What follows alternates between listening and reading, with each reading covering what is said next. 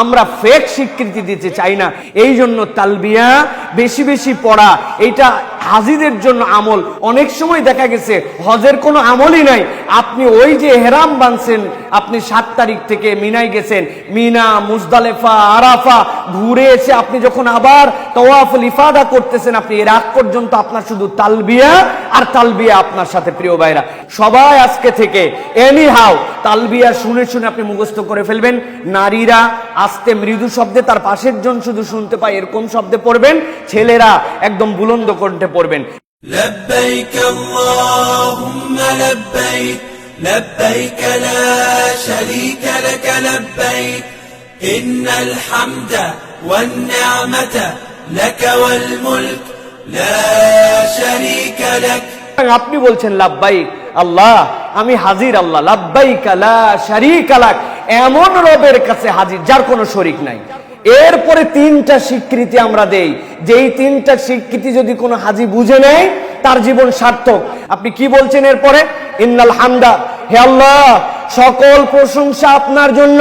ভালো করে বুঝেন, দুনিয়াতে আমরা অনেক প্রশংসা করেছি, অনেক মানুষের অনেক কারণে অনেক গুণকীর্তন করেছি, অনেক তেলবাজি করেছি, অনেক ধরনের অপ্রাসঙ্গিক বিষয় নিজের স্বার্থ সিদ্ধির জন্য যা নয় তাই বলে তাকে তেল, অনেক ধরনের কাজ আমরা করছি। আল্লাহর কাছে আজকে বলছি, আল্লাহ আজকে আমি তোমার ডাকে যেহেতু সাড়া দিচ্ছি, তুমি ছাড়া আমার কোনো মাবুদ নাই, তোমার কোনো শরীক নাই, আজকে ঘোষণা দিলাম ইন্নাল হামদা, যত প্রশংসা সব তোমার আল্লাহ, সব প্রশংসা বাকিগুলো আজকে আমি বাদ দিলাম। আল্লাহ এরপরে বলছেন, তারপরে কি বলবে?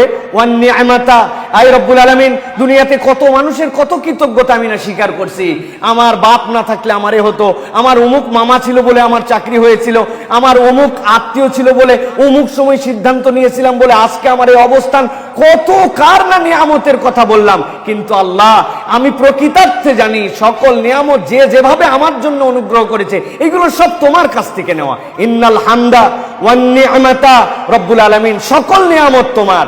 এরপরে স্বীকার করছি লাকা ওয়াল মুলক, আল্লাহ ক্ষমতার অনেককেই ভাগ বানিয়েছিলাম, ক্ষমতার পার্ট অনেককেই অংশী করেছিলাম, কিন্তু আজকে আমি ঘোষণা দিচ্ছি লাকা ওয়াল মুলক, এই রাজাধিরাজ তুমি, সকল রাজত্বের রাজা তুমি আল্লাহ।